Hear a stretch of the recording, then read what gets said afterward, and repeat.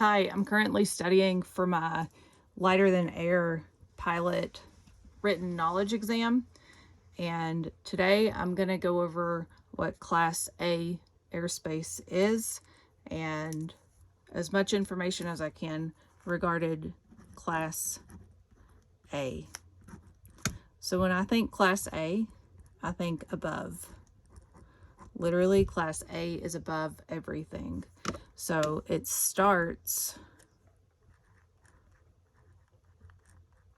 at 18,000 MSL, and it goes up to FL 600. I'll be honest with you, I don't know what FL 600 is. I need to figure it out. I've asked some people, do you know? I don't. So what are the rules when you are in Class A above for the visual flight rule for Class A?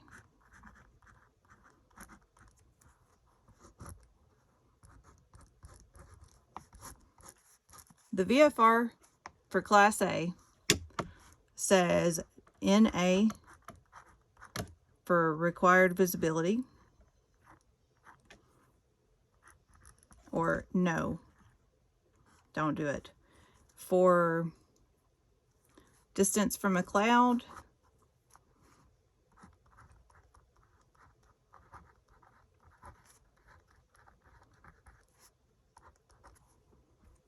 the answer is NA, or no. So essentially, you should not be flying in Class A or above using VFR. And when you think about why that is, here is a lovely handout that NASA provided, sponsored by NSF, NOAA, and I can't quite tell who that one is. Thank you. Implemented by UCAR.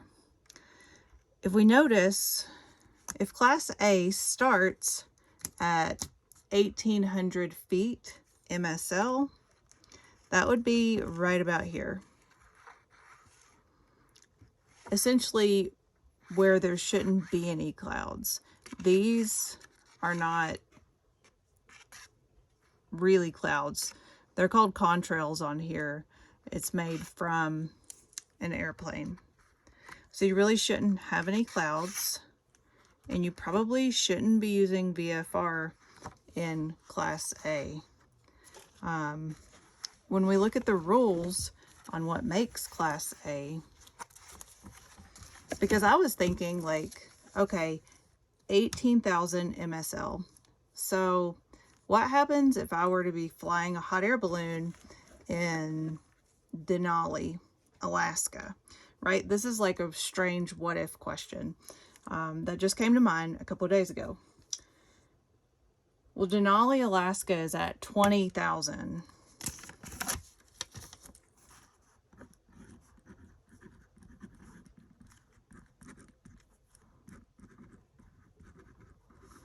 Is at 20,000 MSL, or mean sea level.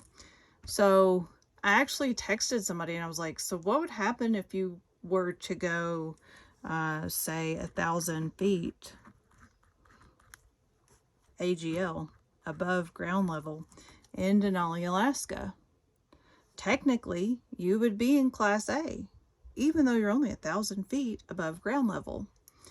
And yes, the FAR agrees that you would be in Class A. So in the FAR, I just found this today.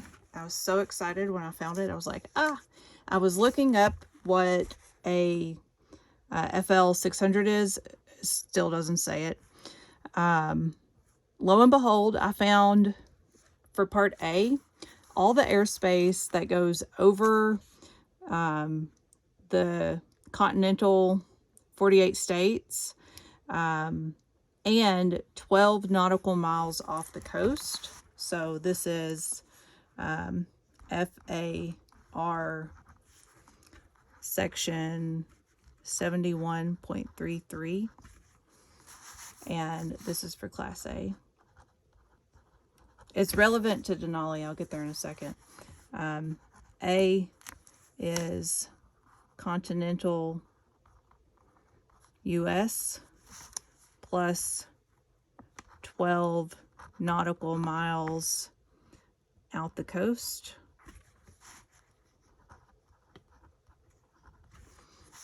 Part B, all of Alaska. If you are within 12 nautical miles of the coast, but it does not include airspace less than 1,500 AGL. So,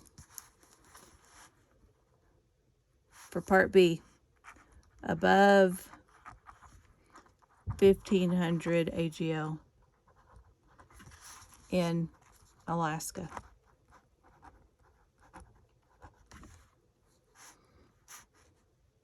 And then Part C, to me this says if you're near international but you have ATC radio, you should probably use ATC procedures. So Part C is a just in case, from what I can tell.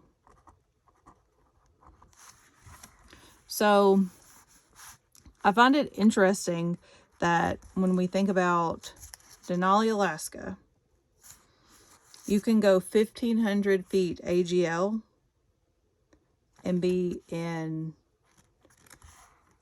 Class A.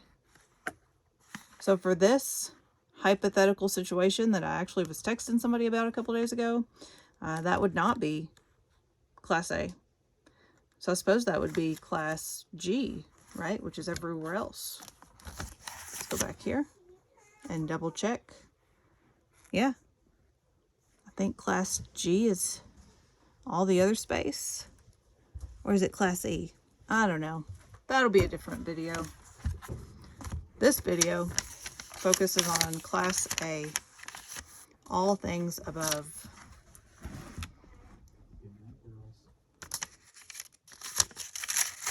All right, well, hopefully you learned something.